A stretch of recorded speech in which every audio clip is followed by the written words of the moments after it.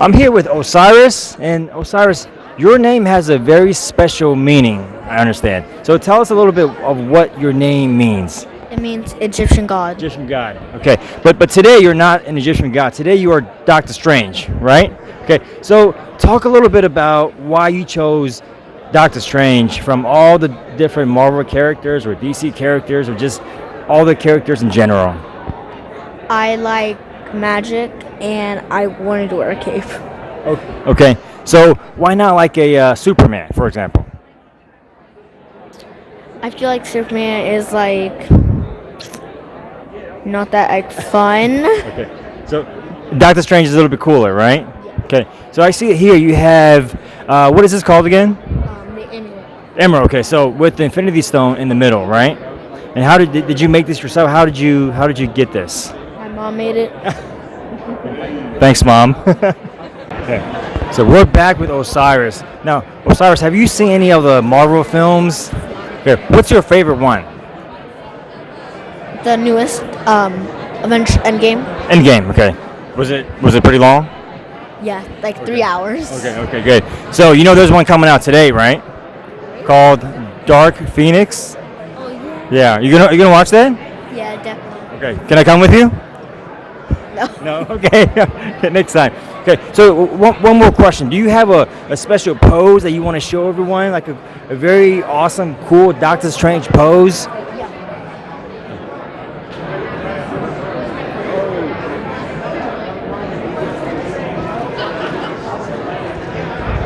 Welcome back, guys. We are here with Big Mike on the show of Two Guys in the Comic Book. Big Mike, thanks again for joining me here. Always a pleasure. Look, you're almost going to be a co-host. Hey, listen, take my job. I won't have a job anymore. Hey, cut the check. You know how Anthony Mackie says, cut the check. Yeah. So I want to show you something else. I was at the Comic Con last weekend, and I was able to interview Arthur, the Zombie King. Oh, wow. Take a look.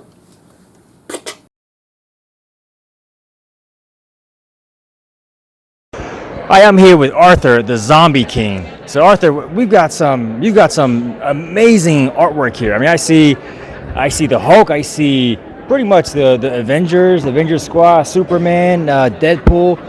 Can you tell me a little bit about your artwork and how did you come up with all this, all this ideas of how to, paint something in so many different ways? Zombified. Yeah, I'm actually, they call me the Zombie King. Because basically I started out working on a series called Marvel Zombies from Marvel Comics. It became one of the best sellers of all time, biggest hits. And then following that, I did two other series. I did Raise the Dead, and I did Army of Darkness vs. Marvel Zombies, and then Fanboys vs. Zombies. And it's actually what started this whole zombie phenomenon, which was kind of like when the Beatles came over, all those bands from England came over, the Rolling Stones and the Animals. And it started like a zombie phenomenon in the United States, and everybody just started to become crazy about zombies, and then everybody else started to jump on our bandwagon. Brad Pitt jumped on our bandwagon, Plants vs. Zombies jumped on our bandwagon, World War Z, on and on. Toyota started putting zombies in their car commercials. So this is where it started. It really started with Marvel Zombies. I'm classically trained. My training is 16th century Dutch and Italian, so I'm really trained to paint religious art. But I'm actually from the East Village. That's like the pop culture, one of the pop culture hubs in the world. It's where Andy Warhol comes from, where punk music, new wave music, rap music, all that fashion, all the poetry, and the great literature all comes from the West Village and the East Village. Okay. So I'm from there. I'm the latest export from the East Village in New York City, and I do the zombies. Okay. And so I want to ask you. So so it's in addition to creating these fantastic paintings, Yeah. you're involved with Marvel and DC, right? Right, So correct, can you talk a little bit about your involvement and what is it that you do with them? Yeah, I'm a freelancer, so I work for everybody. For the last 10 years, I've been working primarily with Marvel. I think back in 2006, they wanted me to sign an exclusive contract with them, so I signed an exclusive contract with them. And they started to throw me all their horror titles, so I kind of became the go-to guy for horror stuff. So when anybody has a horror title, I'm kind of the guy they come to. So now DC right now, I'm working on the new DC series for DC Comics. That's the big thing in comics right now. Here's one of them right here. Yeah, we'll show this here. Okay. This is the cover issue number 2 of Deceased. And yeah, so I like working for Marvel. Yeah, they're pretty. The management is pretty good. They give you time to do your best work, and the checks arrive on time, and the characters tend to be more developed than the superhero characters for other companies. They put a lot more, when they were creating the characters, a lot more thought went into it. And then over the years, the writers working on the Marvel characters have did some good work on developing the characters for the series. So it's a lot of fun working on that stuff. Okay. Yeah. Okay. And let me just ask you one more question. So let's say, for example, something like this masterpiece over here with the Hulk and the Avengers. How long does it take for you to create something like this? Yeah, we call this the Hulk pile. This was from Marvel Zombies Returns. It was one of the covers. My average for working on a cover is about 3 weeks. These are all oil paintings and gouache paintings. Half of them are gouache paintings, half of them are oil paintings, depending on how many characters are in it. So if a cover has more than two characters on it, the more characters there are, the longer it takes me. So for instance, the Superman one that I just showed you, that guy's like the entire DC universe in it. That thing took me 4 months to paint that cover. Wow. So yeah. Okay. So that's my average. Yeah. Okay. Well, Arthur, thanks so much, and Arthur, the Zombie King. Good talk with you. Good Yeah, talk and with you. thank you for showing us your my fantastic pleasure. work. Yeah. Yeah, my Thanks so much. Greetings from Virginia. And that's it. Yeah. Good job, man. Good So, job. yeah. Thanks. So we'll edit all that stuff. What'd you think? Oh man, that was great. Yeah. Love zombies. Yeah. This guy was a trained Renaissance painter. So I mean, it just I'm not an expert on drawing and paintings, but I knew that when I saw his material, his masterpieces, it was different. Yeah, he has a mastery of human anatomy. I couldn't tell you why it was different, but it just was different. Oh yeah. So he's got all these like zombie faces on different characters. I mean, it just you saw it. It's amazing. So, but let me ask, do you watch any of the zombie related cartoons or films or shows like what's that one? Walking Dead. Walking Dead. You watch that? Yeah, I'm familiar with it. I watched probably at least the first 7-8 seasons of it. Okay. Yeah. Okay. What'd you think? It was a great show. I mean, just thinking about like the world just changing and everyone being zombies and you're the last one there. It's riveting stuff. No, it's amazing. I just think I always joke around because sometimes I'm always on the run and I want to just talk about if one day we had a zombie apocalypse, and what would I do? Right. I sometimes put myself in school. I don't do it intentionally. Sometimes I tell my wife, listen, I do this and so yeah, all this zombie talk, and actually I want to show you a clip. Take it from the director himself, Nick. So tell me more about this mic. Alright, we'll get this again. Let's help him out. Yeah! Oh! What is that? It's an old music box, I think. I thought this was yours. I found it downstairs. Oh, it's not. Oh, Susie, Jeff's wife, she brought these brownies to us to welcome. Yeah. It's probably just a breaker. I'll go check. Alright.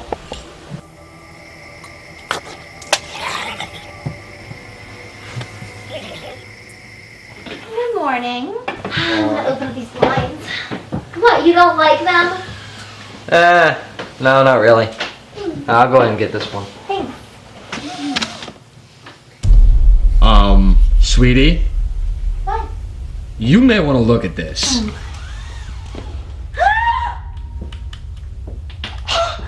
Hold on. What is this? I'm gonna go talk to him. They're probably just playing a prank. Okay, come on, guys. Very funny. Seriously, you guys can leave now. Joke's over.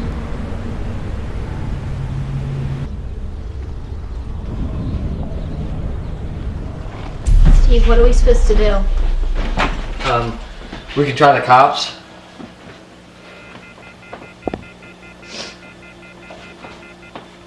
Lion's dead. We're gonna die. Don't say that. We're going to die, Steve. This is it. It's over.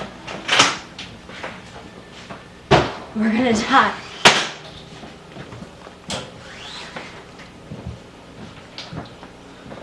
I don't know what to do yet. Let me think of something. Let's go to the basement.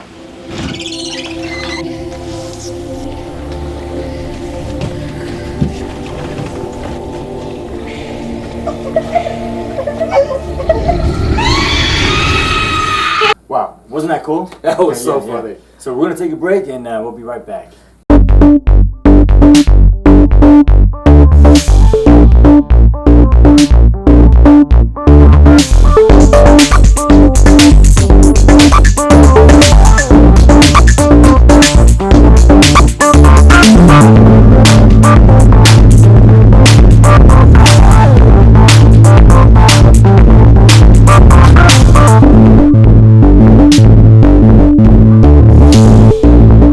Welcome back, and we're talking about zombies today. And Big Mike, weren't you involved in some zombie production? I was a while back. A movie called Johnny Z. Okay.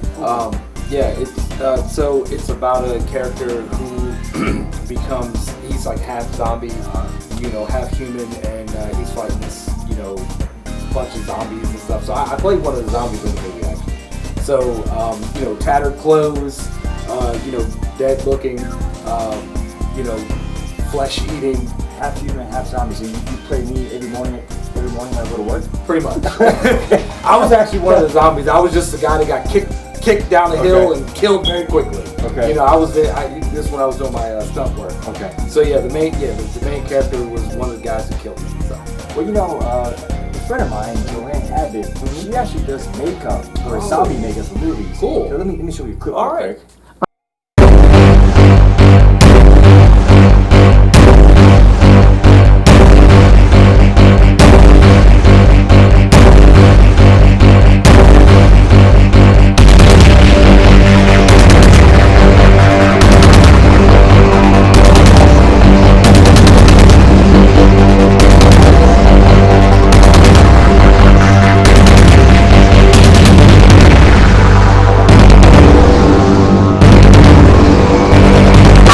Welcome back. Along with being a clown and a puppeteer, I'm also an artist, and I'm a makeup artist. In fact, I do the kind of makeup called special effects makeup. Now, you've probably seen some horror movies or something with zombies or vampires. Well, I love to make zombies. Zombies are a lot of fun to make. They're not real, but we have a lot of fun making them. And we make them out of simple things like latex that you would make balls out of, or silicone that you might have for toys, ketchup, food coloring, honey. That's what we use to make the blood. And I actually sculpt things that are called prostheses, which you stick on people's faces or on their arms. And I'm going to show you how I do this. Now, this is some of my prosthetics that I have started to sculpt. Most of these are teeth. If you look closely, you can see that these are actually teeth here. And it's sculpted out of regular old clay that doesn't ever dry. This is the oil-based clay. And what I've got here is I've got these things called dams around the outside. I'm going to be taking these sculptures and pouring in a special type of stuff inside of it so that I can make things like this. This is a mold that I can make multiple sculptures, multiple pieces to go on people's faces. It's flexible. This is called silicone. And here I've got a gash that would be on somebody's cheek. Now in the future, I'll try to bring along some pieces that are finished, or maybe even I'll make up somebody to show you how I do some of my zombie makeup. Now here's some of the clay. I want it spread out nice and thin so that when it's actually filled in, it'll be smooth next to the skin and you'll hardly be able to tell it's there. And if I wanted to, I could just use my fingernail to make a gash in it, as if it was somebody's skin that had a big cut like that. And I can make extra lines in it like that. And then when I'm ready to use it, all I have to do is add some maybe dark colors inside of it, like black or red, and have some blood coming out of it. Of course, the blood is corn syrup or ketchup or honey with food coloring. Nobody ever really gets hurt. And there's no real zombies. You don't have to worry about it. Even if you go to the movies, don't believe it. It's not real. They're not going to get you. Okay? I hope you like this, and I hope I'll be able to show you the rest of this when this is all done next time. Take care. Wow. What'd you think? Wasn't that cool? Man, she's got talent. Yeah. So we're gonna take a break and we'll be right back. Okay. Inside it because when the doors open here, it brings in all this fog that it creates, and it can set the alarms off. So I can't show its full glory, but on our website we do have that. But this is remote control. So I do all the paint work and design work on this. We had some other people help us do the construction of the actual design, but a great guy, Felix, he actually is the engineer behind it, the aerospace engineer actually, who did the control systems and remote control. So we can turn this thing, left and right, and we push the button here. It technically will fire a 3-second sequence, and it'll shoot this out with recoil. And the cannons go up and down, go left and right, and it also has other sound systems like the alarm that you'd hear on the Death Star, right? So imagine this with smoke, it lights up everything, so it's a really cool prop. The truck itself, turn that down. The truck itself has a couple cool things that it does. You can see inside. Okay. So let's follow Eric inside to see what the inside of the truck looks like. So it has so this is obviously not stock. We took a civilian Hummer H1, which I got here, and we just supersized it. We put huge tires, and we did a flare, fender flares. We upgraded the motor because the motor blew, so we got about inside 700 pounds of torque. You can commentate while the camera looks and inside. This one has security systems to Darth Vader's chest plate inside, and what that does, it's not just for looks, it's functional. So it shows all the LED, that's a lighting kit for all the underneath the carriage of the truck. The other one has a train horn, it has all the LEDs, and it has a smoke system and smoke machine. So we can put a ton of smoke out, about 2,500 cc's of smoke, 25,000, sorry, out of the base here. So it's all piped out and plumbed with it basically will smoke this whole area, and that's what we didn't want to have happen. Wow. But this one has a smaller smoke machine inside of it, a 400-watt system, which it does about 3,000 CFMs. So Eric, you have more models inside, right? Yeah. So can you kind of walk us through inside and see what we have going on Absolutely. over there? Okay. Just turn this thing up and lock Okay. Awesome. That's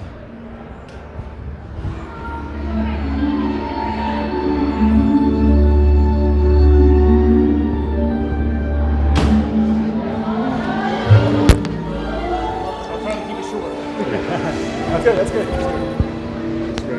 Just lock this thing up.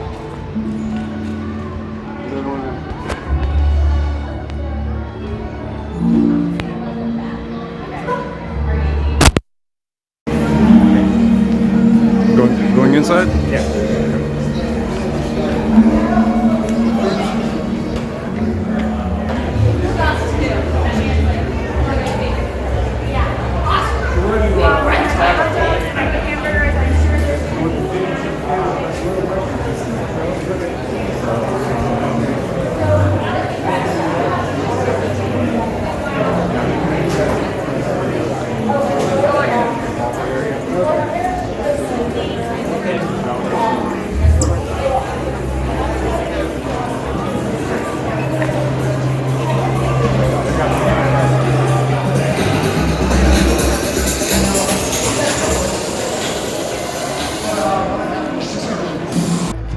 We're back with Eric Jacobs. So Eric, tell us what we're looking at here. Yeah. So This is just a Darth Maul. He's a collector piece from Pepsi Cola. This is from a long time ago, but this is just a number piece that we have. But people like to take pictures, so we have the backdrop so people can take pictures of Darth Maul.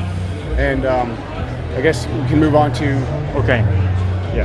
So this is amazing. I mean, how long did it take to create something like this? So this was a Millennium Falcon Extraordinaire. So there's only a few hundred of these that were actually 700 technically from Toys R Us 20 years ago.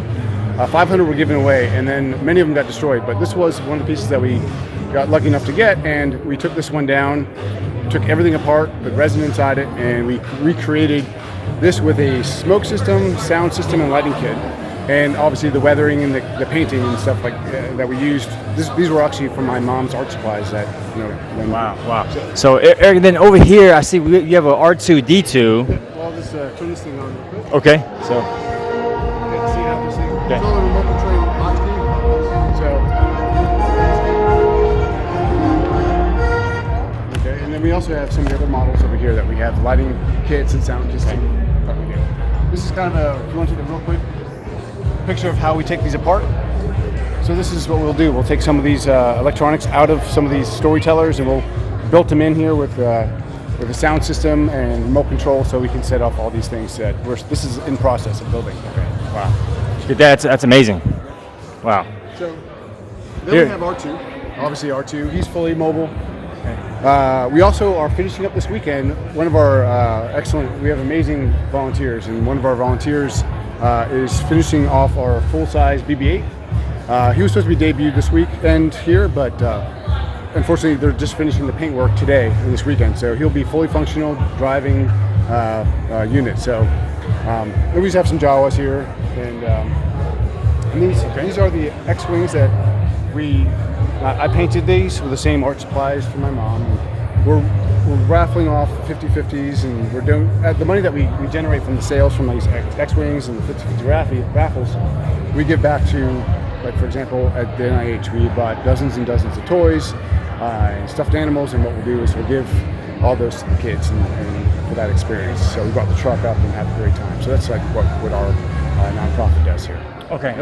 Eric, thanks so much. So if someone wanted to get involved, would they just buy a raffle ticket? Can you just kind of walk us through a little bit of how this works? Sure. So this is a 50/50 raffle. So we have different pricing for a different number of tickets, and what will happen is at the end of the event tomorrow, we're going to draw a winner, and that winner gets half of the proceeds, and the other half gets donated to our nonprofit, so we can put it back into those to buy more toys and cool stuff for kids.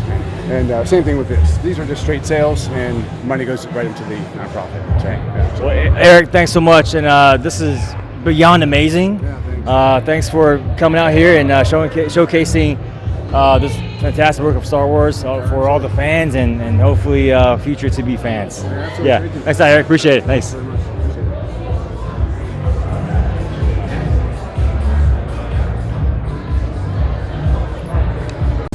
And welcome back, and Big Mike. So that was just a little taste of what people can experience if they attend one of the Comic Cons. Oh yeah. So I wanted to ask you real quick. Again, actually, that's a nice T-shirt. Oh, I thank you. Yeah. So right now, everywhere I go, comic books, movies, everywhere I go, it's about the Avengers. Oh yeah. Which you are obviously showcasing.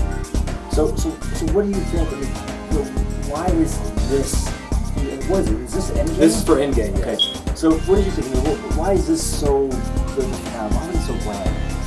Well, I think because of what Marvel actually did with 10 plus years of storytelling.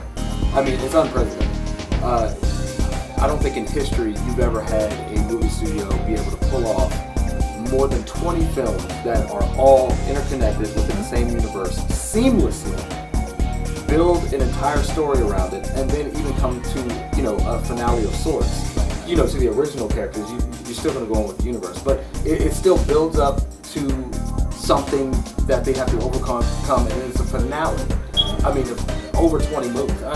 No one's ever done it before. So what did you think? And I don't want to spoil movies because we don't spoil movies on the show.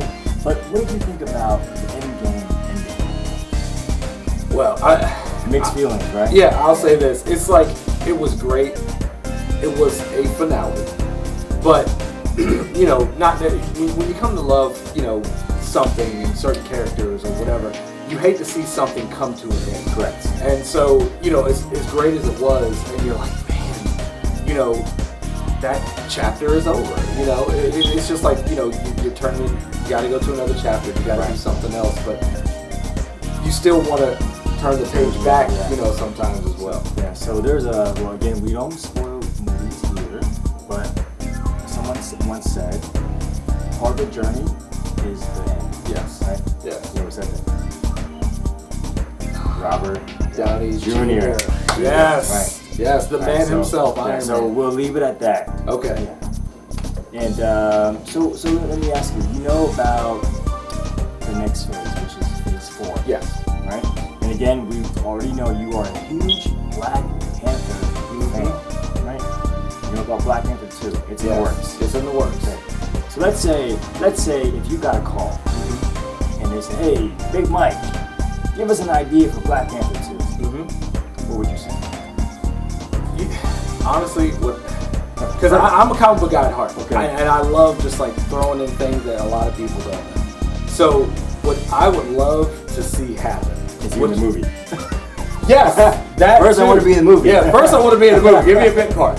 But secondly, so a lot of people don't know that Black Panther's first appearance was actually in the Fantastic Four in 1966. So Fantastic Four was pretty much Marvel's biggest property back then in the comics. So they wanted to introduce a character to say, hey, you know, make a big impact. So they were the powerhouse team. The Fantastic Four was. So Black Panther T'Challa, he sneaks into the Baxter Building, which no one can do. He took out every member of the Fantastic Four, right, single-handedly, and then said to them, well, I can see that you guys are good enough. I need you to help me. So he beats him up first. Beats him up first because it was a test. Okay. It was a test to see if they were actually good enough to help him with the problem he had in the comic. So that was actually Black Panther's first appearance. Okay. And so they wanted to make that big of a hit in the market to say, hey, this guy's for real that we're introducing right now, because he just took out our biggest superhero team, you know, at the time. Our A squad. Yeah, our A squad. So I would love to see a throwback to that somehow, because you know, Disney has bought Fox, 20th Century Fox. Yeah. So you know, we could be getting the X-Men and the Fantastic Four in the MCU very soon. So I would just love to have that as a callback. Speaking of which, real quick, I'm actually pretty excited about Loki's spin-off show. Oh man, yeah. I mean, again, this is a character that I was not familiar with, but now that I know who he is, I'm actually pretty excited. Oh yeah, he's a character. Yeah, that and Falcon the Winter Soldier. Yeah, for sure. So if let's say, you know, hypothetically speaking, if they did that with Black Panther 2, would that be a prequel or would that be? Oh man, a spin-off? Yeah, maybe it would just be a spin-off. Maybe it would be a good way to introduce the Fantastic Four. Maybe, you know, T'Challa heard about these people before, and Reed Richards has something that, you know, T'Challa needs, and he sneaks into the Baxter Building somehow, and, you know, confronts them, and, you know, needs their help somehow. Okay. You know, it would just, like I said, it would just be a great callback to the original comic. Yeah, so I think we have to wait to find out. Yeah, we'll see. Okay, and then if you get in the movie, call me. I will, because I need a job too. Yeah, I'm like, hey, you need the mics. You need the mics on this. Thank you. Oh man, it makes me miss the comics. Yeah. Well, there's one coming up in a month. Don't miss that. I will not. Okay. Well, again, Big Mike, thank you so much for being Always my guest today. Always a pleasure. And this is it for Two Guys in the Comic Book. Join us next time.